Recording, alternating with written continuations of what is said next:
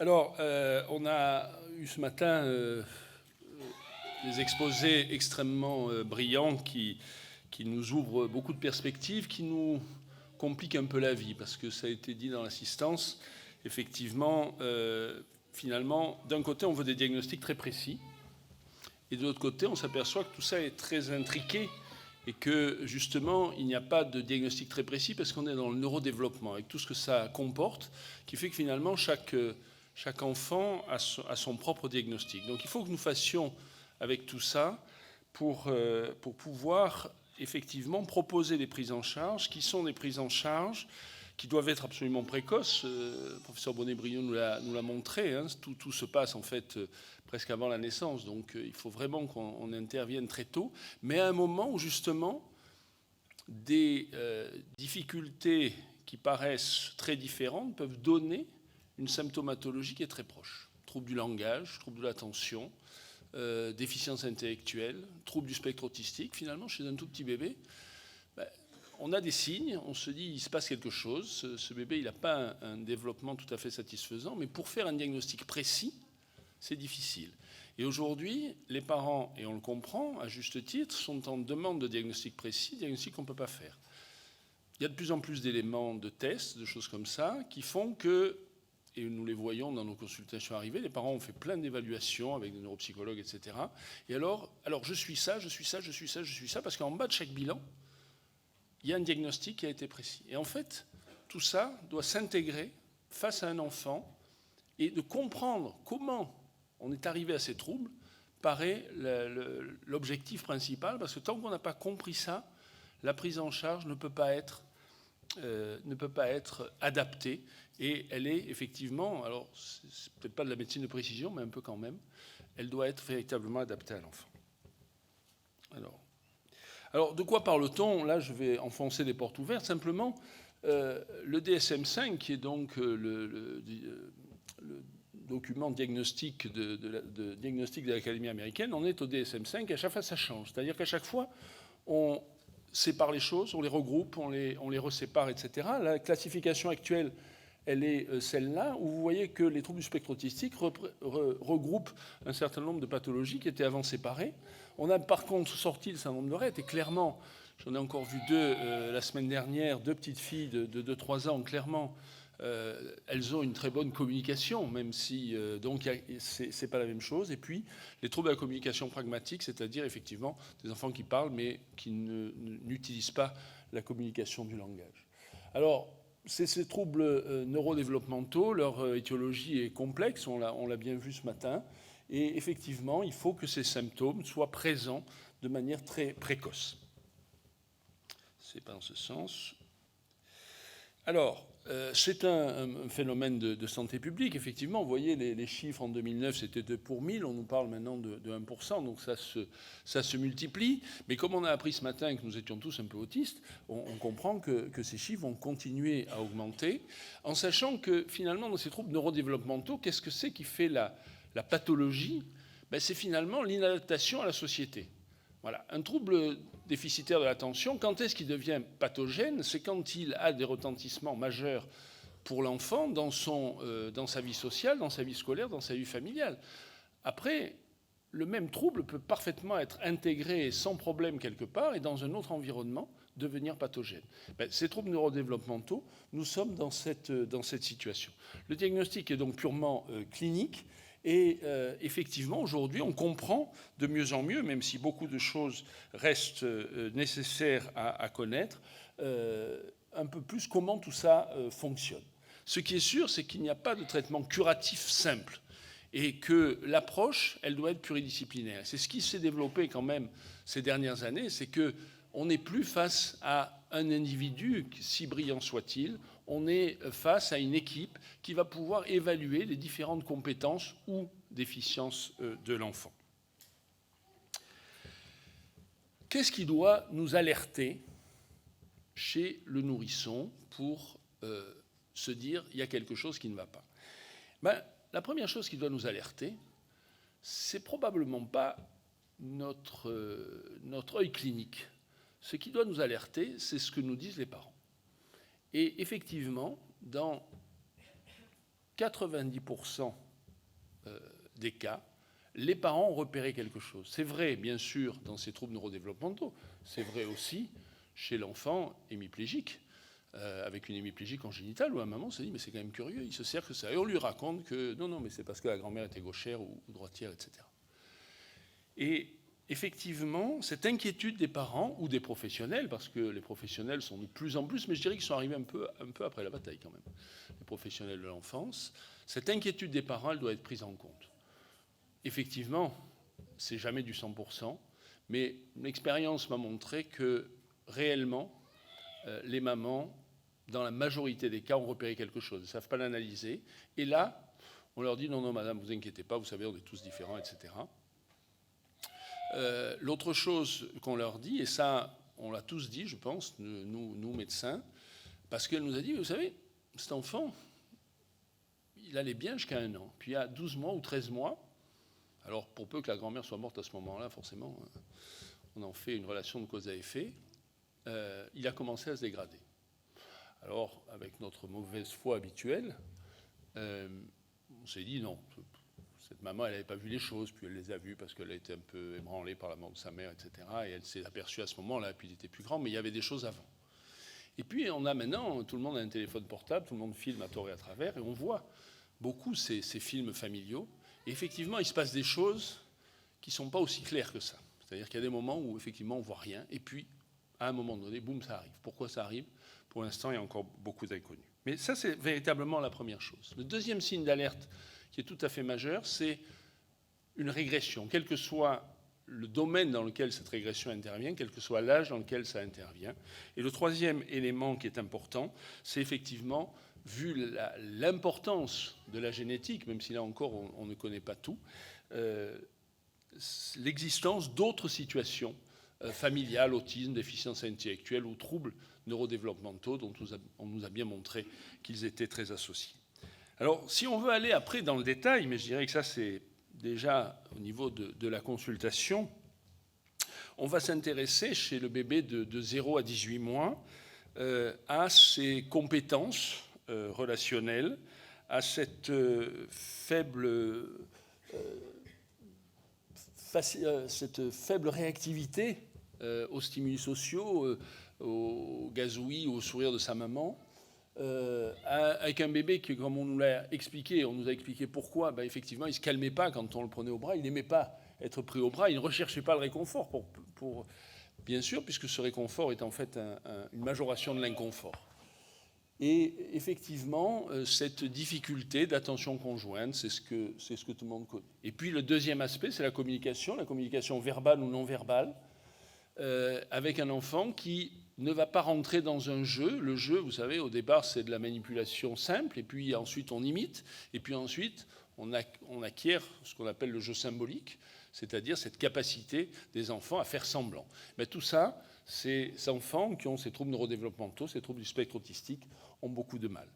Et puis à côté de ça, il y a plein d'autres choses qui sont associées, en particulier, on l'a vu aussi, les problèmes de sommeil, les problèmes d'alimentation éventuellement, mais aussi cette réaction anormale aux stimuli sensoriels qui peuvent être dans le versant hypo. L'enfant ne veut pas ces stimuli sensoriels visuels, ou au contraire, il est fasciné par le stimuli et il va se focaliser sur des lumières, sur un certain nombre de choses. Et la même chose au niveau auditif, avec un stimuli auditif qui paraît tout à fait banal et voire même plaisant, et qui, chez cet enfant, génère une douleur et un inconfort majeur. Et puis tout ça retentit aussi sur le développement physique, sur la motricité, qui fait qu'effectivement, on voit bien que ces enfants qui ont des difficultés dans le développement de la relation, dans le développement de la communication, ils ne se développent pas non plus complètement de manière correcte sur le plan moteur. Ils ont des particularités motrices qui ne sont pas expliquées par des raisons neurologiques au sens lésionnel du terme, mais qui pourtant interfèrent dans ce tableau. Alors, le repérage plus tard, mais j'ai envie de dire, ce qui me paraît important aujourd'hui, c'est véritablement de se recentrer sur ce petit enfant, parce que plus on va intervenir, ce sont les mêmes choses chez l'enfant de 1 à 4 ans, mais avec des troubles qui sont plus visibles, plus évidents pour tout le monde, mais évidemment, on arrive peut-être un petit peu après la bataille, et tout l'enjeu des prochaines années, c'est justement d'intervenir beaucoup plus tôt et de diagnostiquer beaucoup plus tôt. Alors pour l'instant, avec des choses cliniques, parce qu'il ne faut pas espérer malheureusement que des moyens de diagnostic qui sont mis en place dans des centres hyper spécialisés comme celui de Tours vont pouvoir aujourd'hui envahir la totalité des consultations classiques. Je pense qu'effectivement, au fil des années, ça sera le cas. Mais pour l'instant, nous n'avons pas tous ces outils extrêmement intéressants qu'il faudra aussi apprendre à diagnostiquer. Alors, il y a, et là je vais là encore rester sur des choses très anciennes et parfaitement connues, mais effectivement un certain nombre de questionnaires, de tests qui ont été étalonnés, qui ont été validés et qui permettent quand même de s'appuyer sur autre chose que simplement une impression clinique, dans la mesure où on est tous un peu différents. Il y a des gens qui vont être plutôt rassurants, d'autres qui vont être très inquiets à la moindre chose. Et donc d'avoir des éléments qui rendent les choses un peu objectives sont intéressants. Et vous avez donc là cette liste pour des tout petits enfants, et effectivement, qui est un questionnaire aux parents. Et vous voyez que lorsque on est en rouge, eh bien, effectivement, on a des éléments importants. Alors les lignes qui sont en rouge sont les points qui sont les plus importants et qui ciblent véritablement ces difficultés dans le relationnel et dans la communication de ces enfants. Est-ce qu'il s'intéresse aux autres enfants? Est-ce qu'il utilise le pointé avec son index? Est-ce qu'il vous imite? Est-ce qu'il vous montre des choses? Est-ce qu'il interagit avec vous? Est-ce qu'il répond à son nom quand vous l'appelez? Et quand vous lui montrez quelque chose, est-ce que ça l'intéresse ou est-ce qu'il est complètement à côté? Et puis des choses qui, quand c'est présent, doivent nous inquiéter, si c'est en bleu. Les gestes inhabituels, on nous en a montré quelques exemples tout à l'heure, à tel point que des parents se posent la question, est-ce que mon enfant n'est pas sourd? Actuellement, c'est un peu les deux questions. Au départ, est-ce qu'il est sourd ou est-ce qu'il est autiste? Et parfois, c'est un petit peu difficile, toujours ce besoin de clarifier de manière un peu trop rigide un diagnostic qui est extrêmement complexe et qui, en plus, comme on l'a très brillamment montré, est extrêmement, pas fluctuant, mais évolutif au fil du temps. Alors la démarche diagnostique, aujourd'hui, elle reste en 3 étapes, et on nous l'a montré aussi. Premièrement, une confirmation du diagnostic. Y a-t-il ou n'y a-t-il pas autisme? C'est évidemment un point central, mais c'est loin de suffire, et surtout, ça ne va pas nous aider dans qu'est-ce qu'on peut proposer à cet enfant et à cette famille. Pour savoir ce qu'on peut proposer à cet enfant et à cette famille, il faut répondre à 2 autres questions. Premièrement, est-ce qu'il y a des éléments qui vont nous permettre de trouver une étiologie? Parce que l'étiologie va quand même là aussi nous aider, même si elle ne réglera pas tout. Et puis, est-ce qu'il y a des signes associés? Ces signes associés ils sont extrêmement importants. Si on passe à côté, effectivement, on ne va pas forcément aider l'enfant, parce que ces signes associés, ils sont souvent quand même l'élément perturbateur majeur. Quand un enfant ne dort pas de la nuit, je ne sais pas si c'est parce qu'il est autiste ou pas autiste, mais ce que je sais, c'est qu'effectivement, il faut s'occuper de ce trouble du sommeil de manière symptomatique, mais c'est extrêmement important. Et puis ensuite, comment cet enfant fonctionne, dans la mesure où, pour aider cet enfant, il faut voir ce qui dysfonctionne, mais il faut voir aussi ce qui fonctionne. Ce sont des enfants qui ont des capacités, et à partir de là, c'est cette évaluation pluridisciplinaire qui est très importante et qui est un élément du diagnostic, même si ce n'est pas le diagnostic autisme, pas autisme. Alors les outils qu'on a, je vous l'ai dit, ce sont les échelles, pour le premier temps. Ce sont l'histoire de l'enfant, extrêmement importante, le développement de cet enfant, si on ne le voit pas tout de suite, comment les choses se sont passées, à quel moment. C'est bien sûr l'examen clinique, et puis c'est les explorations paracliniques. Les explorations paracliniques, c'est beaucoup aujourd'hui la génétique, mais bon, la génétique donne des résultats souvent très longs, ça peut nous donner une explication. Alors il y a certains gènes qu'on va rechercher assez systématiquement et facilement lorsqu'on suspecte un trouble du spectre autistique, mais on voit aujourd'hui que grâce au progrès de la génétique, grâce au progrès des explorations qui permettent de screener des centaines de gènes sur une seule manœuvre, voire même la totalité du génome, nous découvrons plein de choses dont il est difficile aujourd'hui de connaître la relation avec le trouble. Parce que là, effectivement, il y a un lien, on a des anomalies morphologiques, on a des anomalies génétiques. Qu'est-ce que ça génère sur cet enfant autiste? Qu'est-ce que ça a généré dans l'origine ou dans la physiopathologie de son trouble autistique? On est loin d'être très au clair. Et puis, le troisième temps, c'est ces tests qui vont nous permettre de comprendre le fonctionnement de l'enfant et ce qui va nous aider à adapter sa prise en charge qui doit être quasiment individuelle. Confirmer le spectre autistique, ce sont les échelles. Alors les plus connues sont l'ADI, la DOS, et aujourd'hui ça fait partie des échelles qu'il faut faire passer à un enfant quand on suspecte cliniquement et puis avec les tests de repérage un syndrome autistique, en sachant que ces tests sont adaptés pour le très jeune enfant. Ceci étant, le diagnostic d'autisme ne doit pas être attendu, parce que malgré tout, ce diagnostic il va peut-être être posé à 2, 3, 4 ans. Il ne doit pas être attendu pour mettre en place un suivi et mettre en place une prise en charge. Et ça, c'est une des caractéristiques des troubles neurodéveloppementaux. En médecine, en règle générale, on fait un diagnostic. Une fois que le diagnostic est fait, on vous donne un traitement et puis on essaie de vous guérir. Dans le cas des troubles neurodéveloppementaux, on fait un diagnostic, il y a quelque chose qui ne va pas, on met en place quelque chose et puis on cherche le pourquoi en parallèle. Parfois, ce pourquoi peut mettre des années à revenir.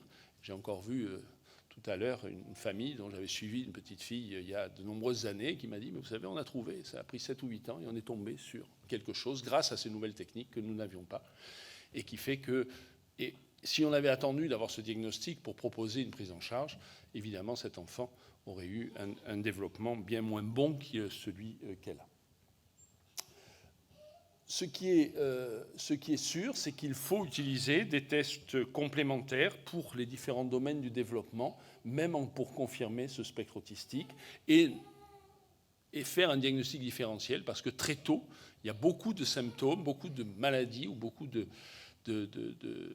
troubles qui peuvent donner un aspect de ce trouble autistique. Je pense en particulier à des troubles précoces du langage, qui sont vraiment des troubles langagiers, et qui font que l'enfant va réagir en se repliant sur lui-même avec un certain nombre d'éléments qui peuvent évoquer un spectre autistique, et pour autant, l'évolution nous montre que ça n'en est pas.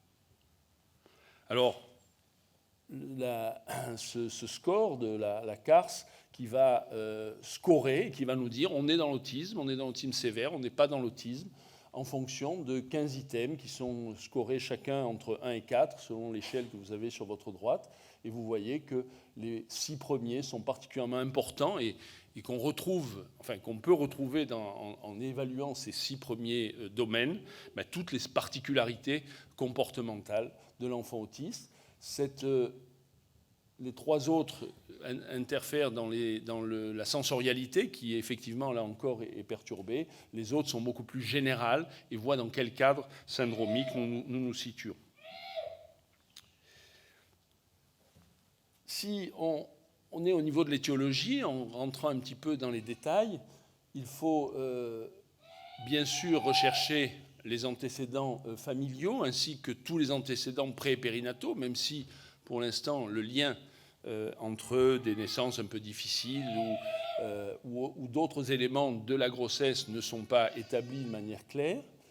Il faut évaluer ce développement psychomoteur, à la fois dans son évolution, qui peut être retardée, qui peut être décalée, qui peut être hétérogène, mais aussi éventuellement vers une régression. Et si régression il y a, on va peut-être évoquer des maladies alors neurologiques, dégénératives, autres, qui peuvent initialement aboutir à des troubles importants de la relation et de la communication. Et puis les troubles associés qui sont extrêmement importants, qui ne sont pas réellement liés à l'autisme, mais qui viennent compliquer le tableau et qui nécessitent une prise en charge spécifique, que ce soit les troubles des conduites alimentaires, les troubles du sommeil dont j'ai déjà parlé, les pathologies psychiatriques, le retard mental, l'anxiété, la dépression, etc. L'examen clinique, il est parfois un peu difficile à faire, parce que, comme on vous l'a dit, l'examen clinique, c'est quand même souvent un peu le toucher, Et l'examen neurologique de l'enfant, c'est ce que j'essaye d'expliquer à nos étudiants, c'est tout sauf l'examen neurologique de l'adulte. L'examen neurologique de l'adulte, on dit, monsieur, tiens, faites ça, vous allez marcher là, mettez-vous sur la table, je vais vous chercher vos réflexes, etc. Chez un enfant, ça ne marche pas comme ça, parce qu'en général, quand vous vous approchez, il se met à hurler. Et à partir de là, finalement, cet examen neurologique, pratiquement, en le regardant simplement, alors, dans son salon, c'est génial, mais c'est quand même difficile. Je veux bien qu'on y aille, mais c'est difficile. Mais sans aller dans le salon, on peut simplement l'avoir dans une salle. Il suffit que ce soit une salle un peu en désordre. Il suffit que ce soit une salle qui ne soit pas trop austère. Moi, il y a des jouets partout, il faut faire attention. Il ne faut pas hésiter à se coucher à côté de l'enfant, quel que soit l'âge qu'on a. Ça garde souple. Et ça permet de voir plein de choses. Parce qu'un enfant qui va être capable d'enfiler des anneaux, un enfant qui va être capable de grimper, de se relever sans difficulté, un enfant qui ne va pas marcher sur la pointe des pieds ou qui va marcher de manière symétrique, etc. Mais vous savez quasiment tout. Un enfant qui réagit à son nom, un enfant dont vous voyez que les yeux peuvent parfaitement bouger, vous voyez absolument tout. Il n'y a pas besoin, j'ai envie de dire, de lui chercher le signe de Babinski ou les réflexes auto-tendineux. Ils sont présents forcément. Voilà. Si, par contre, il y a des choses qui vous inquiètent dans l'observation, là, il faudra aller plus loin. Mais cet examen clinique, il est absolument normal. Alors après, il y a un examen somatique, mais bon, tout ce qui est dysmorphie et particularité morphologique, ça peut se voir simplement en regardant. Il suffit de déshabiller l'enfant. Là, c'est plutôt la maman qui va le déshabiller, en le laissant dans une situation confortable. Il ne faut pas qu'il ait trop froid quand même. Et puis, vous le laissez jouer et vous en apprenez beaucoup de choses. Après, effectivement, il faut le peser, le mesurer, le périmètre crânien, puisqu'on nous a bien expliqué toute l'importance du développement cérébral. L'examen de la peau, l'examen des organes génitaux externes. Pourquoi ? Pour une raison très simple, c'est que embryologiquement, notre peau et notre système nerveux, c'est les mêmes cellules, c'est le même tissu. Donc on a beaucoup de maladies. On nous a parlé ce matin de la sclérose tubéreuse de Bourneville, de la neurofibromatose, qui peuvent donner ce genre de choses, et qui sont des maladies, effectivement, neurocutanées, d'où l'intérêt de regarder particulièrement ça, et les signes dysmorphiques, les plis palmaires, les extrémités, les doigts, le visage, etc., qui vont vous orienter éventuellement dans quelque chose. Sur le plan des examens paracliniques, si on n'a pas de signes d'orientation aujourd'hui, finalement, il y en a très peu qui servent. Il y a l'électroencéphalogramme. On nous a parlé de l'importance et de la fréquence de l'épilepsie. Effectivement, l'électroencéphalogramme, même si ça n'est pas pour enregistrer de l'épilepsie, peut nous montrer des tracés, des aspects, des patterns qui vont nous orienter vers telle ou telle anomalie génétique qui peut donner un trouble du spectre autistique. Le syndrome de Rett, par exemple, ou autre.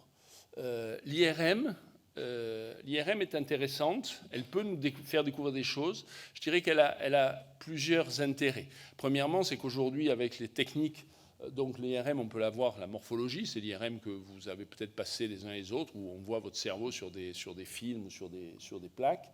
La spectroscopie, qui nous permet d'avoir une idée du fonctionnement métabolique de ce cerveau. Et puis aujourd'hui, est-ce que l'IRM peut servir de biomarqueur ? On nous a parlé beaucoup du développement du système nerveux. Ce développement du système nerveux, effectivement, il y a des gens qui s'intéressent à étudier le cerveau et se rendre compte que telle partie est un peu plus grosse, un peu plus petite, etc. Que les liens entre différentes parties du cerveau ne sont peut-être pas les mêmes et peut-être sous-tendus par des anomalies au niveau de la synaptogénèse, etc.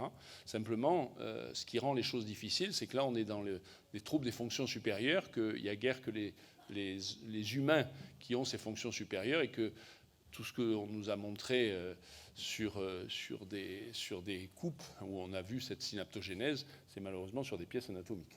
Donc c'est toujours un peu compliqué d'essayer de faire des corrélations. Et c'est pour ça qu'on a cette difficulté. On voit qu'il y a des dysfonctionnements fonctionnels, ou en tout cas des bizarreries fonctionnelles, des changements. Et pour autant, quel est le lien entre ces anomalies anatomiques, fonctionnelles ou autres, et le trouble que présente l'enfant? C'est très compliqué. Et puis, bien sûr, le bilan auditif et visuel, dans la mesure où des troubles sensoriels peuvent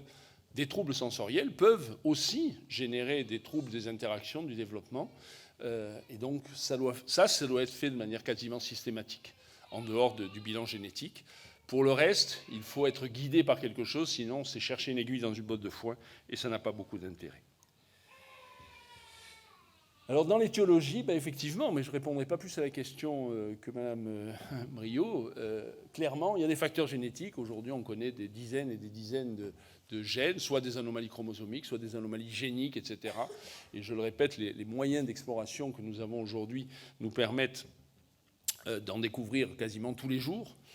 Et puis, il y a ces fameux facteurs d'environnement qui jouent sans doute un rôle, parce que toutes les études statistiques montrent que clairement, il y a un impact de la pollution, des perturbateurs endocriniens.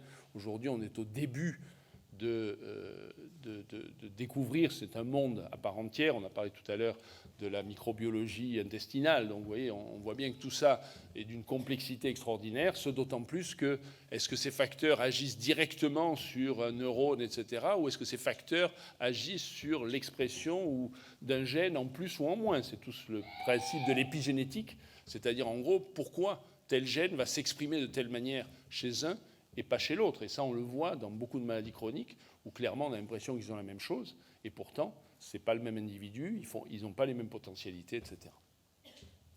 Et au terme de ça, on a les troubles du spectre autistique non syndromiques, c'est-à-dire qu'en gros, on a des troubles du spectre autistique assez purs. A priori, il n'y a pas de déficience intellectuelle majeure, et il n'y a pas d'autres troubles, d'autres anomalies, malformatives, dysmorphies, etc. On tolère dans ce cadre-là une épilepsie qui est quand même fréquente, mais à condition que ce ne soit pas une épilepsie dévastatrice et destructrice. Et puis, les autres qui sont syndromiques et qui sont souvent sous-tendus par des maladies génétiques, enfin des anomalies génétiques, des maladies métaboliques ou autres. Donc finalement, pour essayer d'avancer dans l'étiologie, et malheureusement, parfois et souvent, cette recherche reste vaine, effectivement, vous voyez que c'est dans les troubles du spectre autistique syndromique que l'on va cibler les choses de manière beaucoup plus approfondie avec tous ces outils génétiques extraordinaires qui existent, et même une imagerie qui sera peut-être beaucoup plus approfondie avec les nouvelles séquences qui permettent de voir quand même des choses extraordinaires, et puis toute la biologie avec la mitochondrie, mais on a vu tout à l'heure cette marguerite où il y avait plein de choses. Là, disons que dans ces cadres-là, ces recherches ont une certaine rentabilité. Dans l'autre cadre, malheureusement, sauf cas particuliers qui sont notés là, ça n'a pas beaucoup d'intérêt. Et effectivement, il faut savoir ce qu'on cherche, ou en tout cas avoir une hypothèse, plutôt que de partir à l'aventure. Aujourd'hui, avec ces nouvelles techniques génétiques, les généticiens partent beaucoup à l'aventure, et le résultat, c'est qu'on trouve plein de choses dont on ne sait absolument pas que faire, et qui compliquent encore les choses, parce qu'en plus, expliquer à quelqu'un, mais oui, parce qu'ils ont reçu le papier, vous avez une anomalie, machin, ah oui, mais on ne sait pas du tout si ça a à voir avec quelque chose. Alors quand un enfant a un trouble comme ça, et qu'on a la chance que sa maman, qui va très bien, ait le même, là, on est presque sauvé, on peut expliquer facilement. Quand ce n'est pas le cas, c'est très difficile, mais effectivement, aujourd'hui, moi, j'ai un résultat sur 2 de génétique qui revient avec anomalie dont la signification est inconnue à ce jour. Ce qui fait qu'à chaque fois qu'on a l'impression d'avoir un outil qui va nous permettre d'ouvrir des portes, on se rend compte qu'on ouvre une porte sur un corridor où il y a encore 4 autres portes fermées et que c'est de plus en plus compliqué. Et puis ce profil de fonctionnement qui est un élément à ne pas négliger, mais qui est évidemment la 3e étape, parce que ça va nous permettre effectivement d'apporter ce dont l'enfant a besoin, en tout cas de développer un plan d'action en collaboration avec les parents qui sera adapté à l'enfant. Et effectivement, et je pense que la journée d'aujourd'hui va parfaitement le montrer, cette espèce de lutte, on en discutait hier soir, entre l'école psychanalytique, l'école cognitive aujourd'hui, ça n'a aucun sens. Je pense que tous ces outils sont utiles. Simplement, il faut les utiliser au bon moment et avec un objectif précis. Il y a des enfants où, clairement, les techniques purement cognitives et éducatives, à un moment donné de leur vie, sont totalement inutilisables, avec des enfants qui les rejettent et qui vont aggraver leurs troubles. Et puis, à partir du moment où il y a eu une certaine avancée, il y a eu cette évolution qu'on nous a montrée tout à l'heure, à ce moment-là, on va pouvoir intégrer de la rééducation, etc. Mais cette rééducation, voilà, il n'y a pas une règle toute faite facile. Tous les enfants autistes craquent, ils ont ce programme-là. C'est pas vrai. Ça ne marchait pas avec la psychanalyse, ça ne marchera pas plus avec le cognitif. Chaque enfant doit être évalué pour essayer de lui proposer quelque chose en n'ayant pas peur, puisqu'évidemment on lui propose quelque chose dont on pense que ça va l'aider, mais ça on le pense avant, mais en n'ayant pas peur de faire marche arrière. Voilà, moi je suis responsable d'une structure petite enfance que j'ai voulu accoder à côté à une crèche normale à Nice, où justement je me suis dit, j'ai ça, je vais pouvoir intégrer des enfants handicapés dans la crèche, et cette évolution, cette prise en charge, ça va les aider parce qu'on va leur proposer des choses, etc. Et bien je me rends compte que c'est clairement utile dans un grand nombre de cas avec des enfants qui profitent de ça. Mais il y a quelques enfants, ça ne marche pas. Et il ne faut pas hésiter à revenir. Alors les parents, ils vous disent, attendez, vous nous bassinez depuis des mois pour qu'on les mette à la crèche, on le met à la crèche, et maintenant vous nous expliquez avec la même mauvaise foi qu'il faut le sortir de la crèche. Vous ne savez pas où vous allez. Et non, je ne sais pas où je vais, parce que je dois m'adapter à un enfant, et ça, c'est extrêmement important. Cette notion-là est très importante. Voilà. Donc tout ça doit être évalué pour faire des hypothèses, pour faire un plan de travail, et puis si le plan de travail ne s'avère pas pertinent, ne pas hésiter à revenir, et ça fait aussi partie du diagnostic. Voilà. Si on n'avait que l'ADI, la DOS, et qu'on dit « crac, il est autiste, c'est terminé, voilà la marche à suivre », non, c'est pas comme ça que ça marche. Je finis par ce diagnostic différentiel. Alors j'aurais pu mettre beaucoup plus de pétales, mais globalement, quand un enfant est petit, il est dans la zone jaune. Il a un trouble du développement, mais qu'est-ce que c'est qui est prédominant chez lui? Alors j'ose même pas dire qu'est-ce qu'il a, parce que ça voudrait dire que s'il a un déficit sensoriel, il n'a pas le reste. Et c'est pas aussi simple. Mais qu'est-ce qui est prédominant chez lui? Est-ce que c'est le langage, trouble spécifique du langage oral? Est-ce que c'est la déficience intellectuelle? Est-ce que c'est le trouble du spectre autistique? Est-ce que c'est le déficit sensoriel? Le déficit sensoriel, c'est le plus simple. Celui-là, on l'élimine une bonne fois pour toutes, mais il nous reste tous les trois autres. Et quand l'enfant est au milieu, il faut s'occuper de lui, mais je ne sais pas où est-ce que je serai. Et je ne sais pas où est-ce que je serai parce qu'un trouble du langage oral qui n'est pas pris en charge correctement finira par aboutir à une déficience intellectuelle, même si elle n'existait pas auparavant, et vice-versa. Donc cette notion-là est très importante. C'est pour ça que d'un côté, le diagnostic, je comprends le besoin des parents d'avoir un diagnostic, mais ce diagnostic, il nous enferme dans quelque chose qui, à mon avis, n'est pas toujours positif. Il vaut mieux, peut-être, parler de troubles du développement, mais ça peut s'expliquer, simplement ça prend du temps, il faut être je ne dirais pas osmose, mais en tout cas en bonne entente avec les parents pour qu'ils comprennent que nous sommes, nous aussi, dans un cheminement par tâtonnement, qu'on essaye, qu'on a des idées, qu'on propose certaines choses pour telle et telle raison, pas uniquement parce que ça nous est passé par la tête, mais qu'en même temps, ça n'est pas la vérité, et que c'est l'enfant qui nous dira, a posteriori, ça marche pas. Et donc si ça ne marche pas, et donc toujours ce lien avec les parents qui est tout à fait important.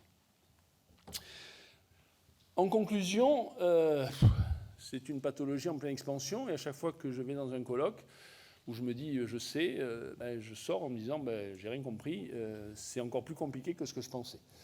Bon, j'aime à me rappeler que c'est Jean Gabin qui chantait ça il y a très longtemps. À l'aube de ma vie, finalement, je me suis aperçu que je ne savais pas, alors que pendant toute ma vie, j'ai pensé que je sais. Le diagnostic précoce est difficile sur un diagnostic de certitude. Par contre, le diagnostic de difficulté de développement, celui-là, il n'est pas difficile. Et il ne faut pas s'accrocher à un diagnostic précis, même si les parents le demandent. Il faut leur expliquer le pourquoi. Mais ce diagnostic précis, je le répète, pour moi, de temps en temps, chez le petit enfant, il nous pose plus de problèmes que d'autres. Parce que la prise en charge doit être précoce, c'est la seule manière d'améliorer le pronostic, puisque nous profitons de cette explosion extraordinaire du cerveau. Parce qu'en gros, de toute façon, s'il y a une anomalie génétique, je ne vais pas pouvoir la modifier. Par contre, clairement, et c'est le rôle de ce qu'on appelle les CAMS, les centres d'action médico-sociale précoce, et de toutes les structures qui prennent en charge les jeunes enfants, même lorsque ces enfants ils ont un cerveau qui a été abîmé pour une raison X ou Y à la naissance, même quand ils ont une anomalie génétique sur laquelle je n'interviens pas, on peut modifier l'évolution. Donc, on est ce qu'on est avec notre patrimoine génétique et avec notre environnement, qui fait qu'en modifiant l'environnement ou en le rendant le plus positif possible, on va pouvoir aider ces enfants à progresser. Donc c'est là-dessus qu'il faut jouer, et ça, plus vite on va le faire, mieux c'est. Si effectivement, parce que c'est aussi ce qu'on nous dit en permanence, l'enfant a tous les enfants sont différents, parce que c'est quand même souvent encore ce qu'on entend. Ne vous inquiétez pas, tous les enfants sont différents, madame. Oui, d'accord, mais... Et qu'on a mis en place quelque chose, et que, effectivement, il était différent. C'était un enfant normal, si tant est que ça existe, parce que depuis ce matin, je sais que ça n'existe plus. Donc là, et bien à ce moment-là, on a fait une prise en charge pour rien. Bon, c'est de la rééducation, on ne va pas le couper en rondelles, ça ne fait pas de mal, c'est pas très grave. Par contre, si on ne l'a pas fait et qu'on attend qu'il soit franchement anormal, là, c'est trop tard. On ne pourra pas faire grand-chose. Donc cette prise en charge précoce, elle est importante. On avance malgré tout dans le diagnostic, dans la compréhension, mais vous voyez, le plus difficile reste à faire. Et effectivement, l'autisme, c'est une pathologie, c'est un spectre, comme son nom l'indique, parce qu'il y a plein de causes différentes.